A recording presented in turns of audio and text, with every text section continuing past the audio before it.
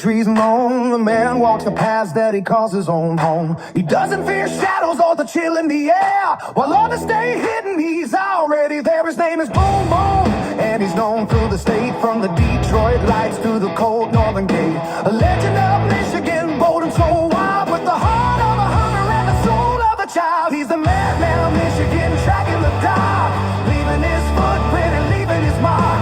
With NCI standing right by his side, there's nowhere the monsters can scurry and hide. From the flick of a tail to the howl in the breeze, he's the king of the night and he does what he please.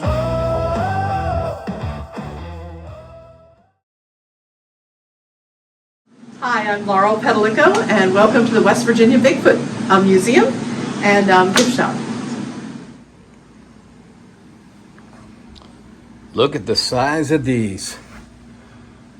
Shavers Mountain, West Virginia, 2017. Daniels Run from Wheeler, West Virginia, 2019.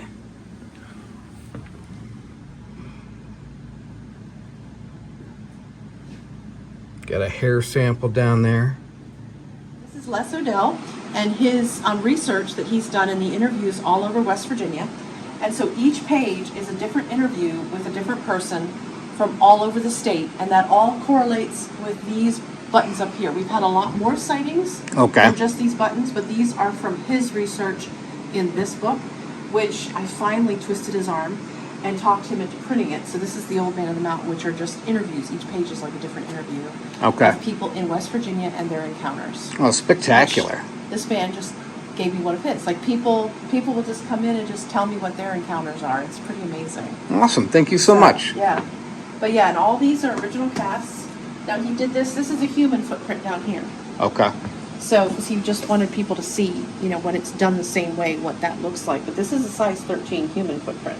Wow. So, kind of gives you an example. And how did he rub these into these?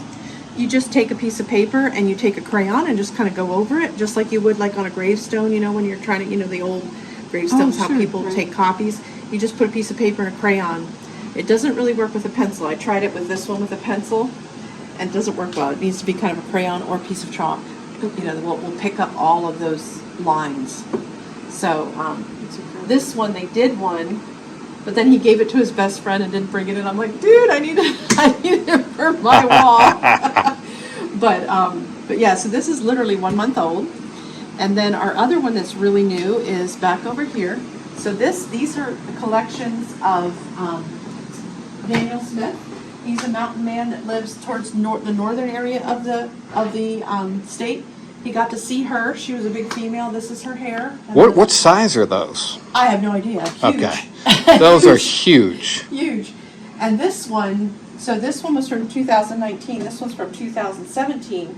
But if you look at this one, these two mountains are really close to each other. He's kind of wondering if maybe it was the same animal. Okay. Because they're very similar in size, but we're not sure. But this one actually has a deer hoof print in the same place, because he said where he found it, there were two large rocks that come together, the game trail went between, and a tree had fallen, which created a little bit of a mud patch that you could not avoid. You had to step in it. So the deer stepped in it, and this Bigfoot had stepped in it as well. Wow. But he got to see her. He was deer hunting when he saw her. But this one here, they think he slipped. Okay. Because he was in mud, and it was found in mud, and he thinks you can see where the original toes started to set down, and then it slipped. Gotcha. Because again, footprint, not the foot. Right. So lots of handprints. These two were actually in a potato patch. He got to see these young ones. These were juveniles in a potato patch. His neighbor, who was a farmer, called him and said, "There's these really weird things digging up all my potatoes." So he rushed over in his truck, and when he was pulling up, they ran for the woods. But he got some really good fresh prints, but that one broke. But that's why they're so dirty, as it was a lot of that. A lot of little ones. This was found in the middle This was found in the middle of a forest in an extremely isolated area during the winter, and it was a gentle rain. They had parked there, and there was nothing. They would check out the area, and they went to sleep that night, and they heard a lot of commotion, but they were thinking a bear, when they woke up, there were all these little footprints. Fantastic. And so, I don't know, and are you familiar with the mountain monsters? Yes, yes, the TV show. Okay, Yes. So Huckleberry is one of our main sponsors. He's Oh, just okay. awesome. But he's actually had several encounters on his own land and, when he's out hunting. But yeah, he verified a lot of these because he's like, I have seen these in the woods myself. Wow. So he's a really nice guy. I mean, he and his family are just so sweet. I can't even say enough. But this used to be our most recent one. This was from 2022. Okay. And so this was actually verified by Mr. Coleman and some people out west. So it got sent out, to get analyzed. But they actually saw him too, and he was running after them, which is extremely rare in West Virginia. We have very few negative encounters in West Virginia. Usually it's like curiosity or Okay. somebody sees them when they're out driving or when they're up in a tree stand or something. But this one, he was chasing him and his wife. They were bear hunting, but they were both armed, and we're kind of wondering because of the time of year if maybe there was a little one involved, that he was trying to get them out of the area because they Right. said when they got to their car and they jumped in the car, he literally just stood back and waited for them to leave. So they're thinking he just wanted them gone. So he actually took Dr. Jones out, who's Okay. one of our researchers from the Charleston area, Okay.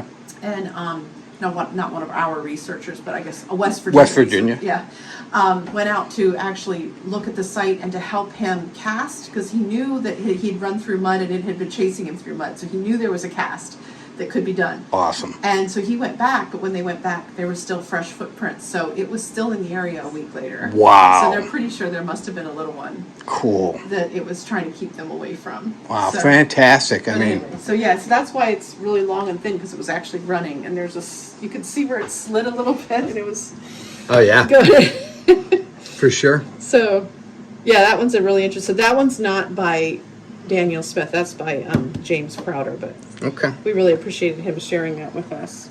Very So- nice. Very Have you seen any- nice. Have you had any encounters?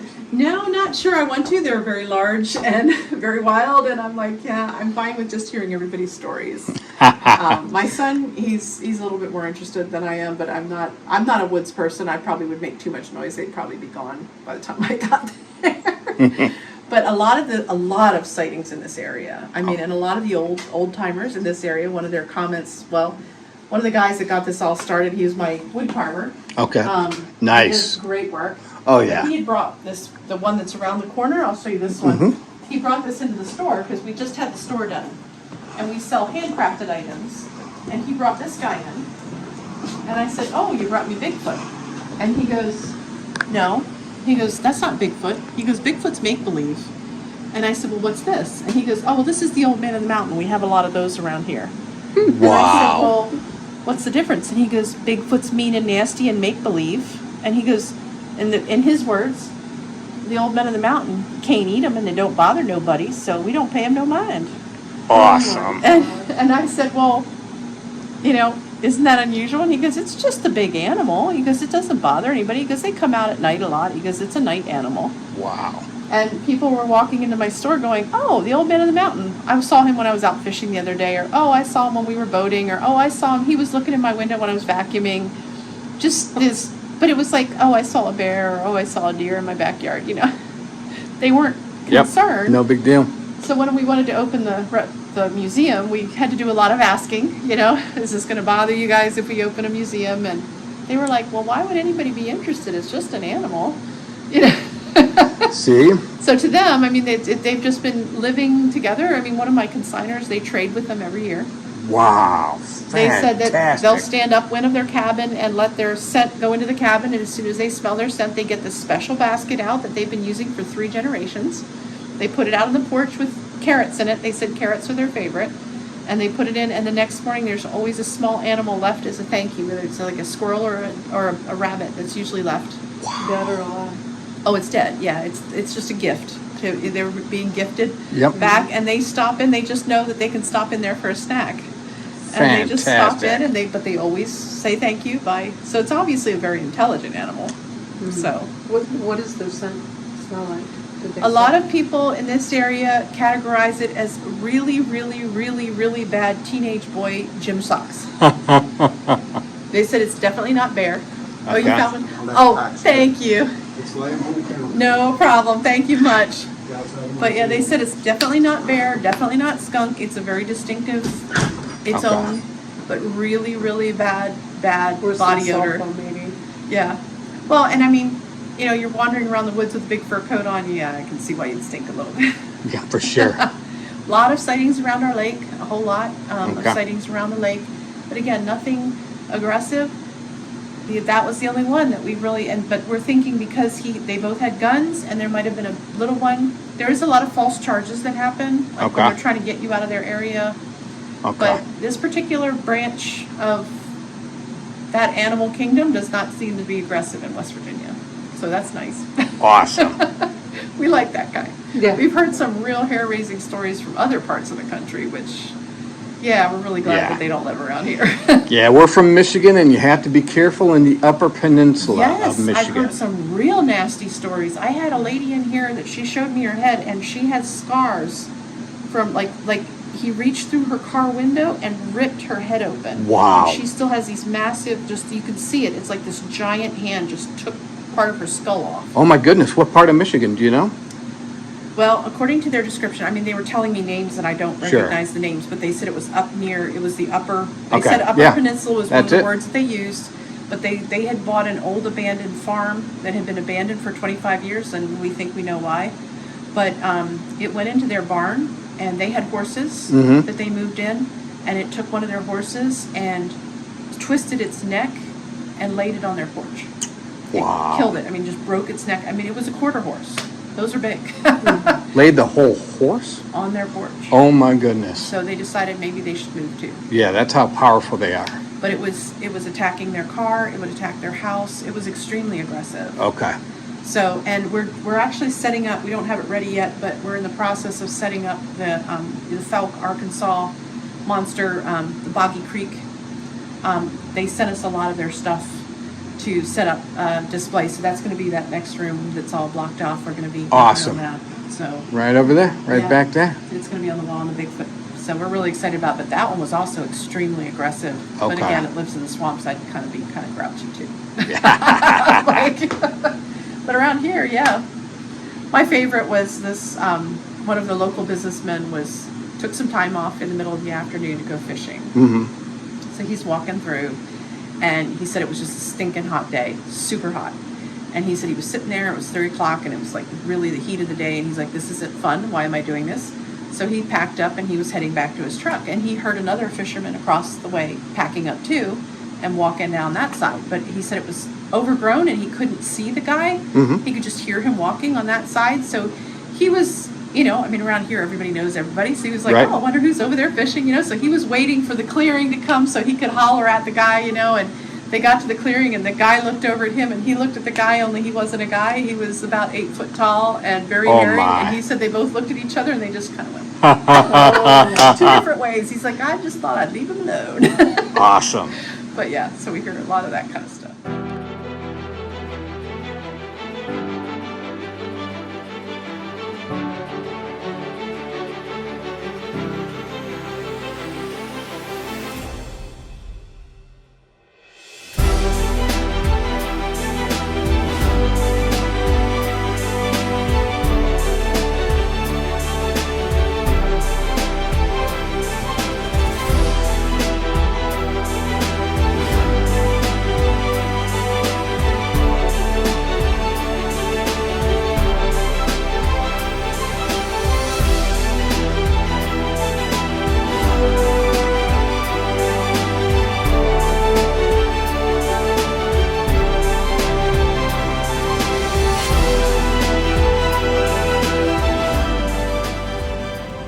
Look at all these casts.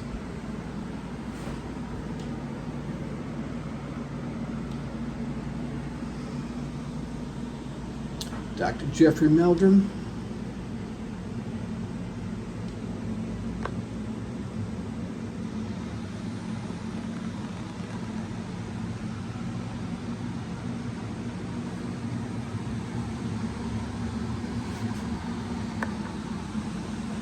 Smaller casts down here. Wow. Possible hand foot knuckle print right here.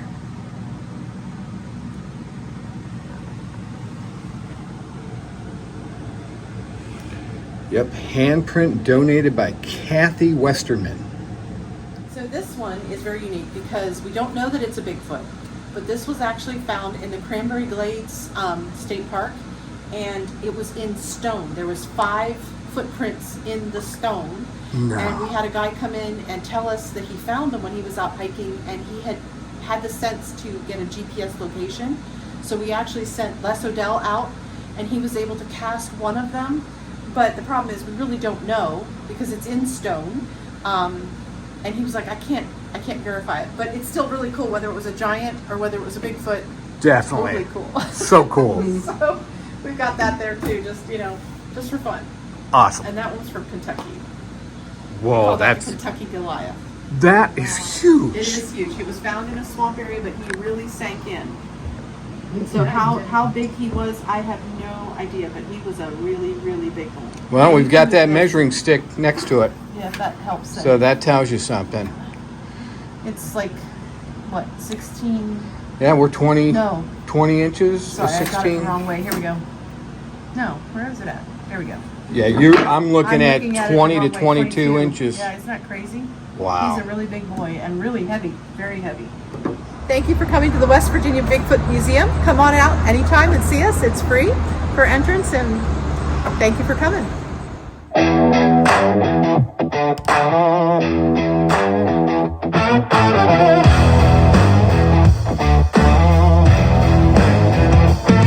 Down in the valleys where the cedar trees moan, the man walks the paths that he calls his own home. He doesn't fear shadows or the chill in the air. While others stay hidden, he's already there. His name is Boom Boom, and he's known through the state, from the Detroit lights to the cold northern gate. A legend of Michigan, bold and so wild, with the heart of a hunter and the soul of a child. He's the madman of Michigan, tracking the dark, leaving his footprint and leaving his mark. With NCI standing right by his side, there's nowhere the monsters can scurry and hide. From the flick of a tail to the howling of the breeze, he's the king of the night and he does what he please. It started when sunlight began to turn pale, and amid the gold fairy appeared on the trail. She whispered a greeting and she said hello, and pointed to places where the brave man won't go. Now he's bound to the hunt and he's bound to the chase, with a fire in his eyes and a grin on his face. Through the thickets of pine and the marshes of gray, he's hunting the things that won't face the day. He's a madman of Michigan, tracking the dark, leaving his footprint and leaving his mark. With that CI standing right by his side,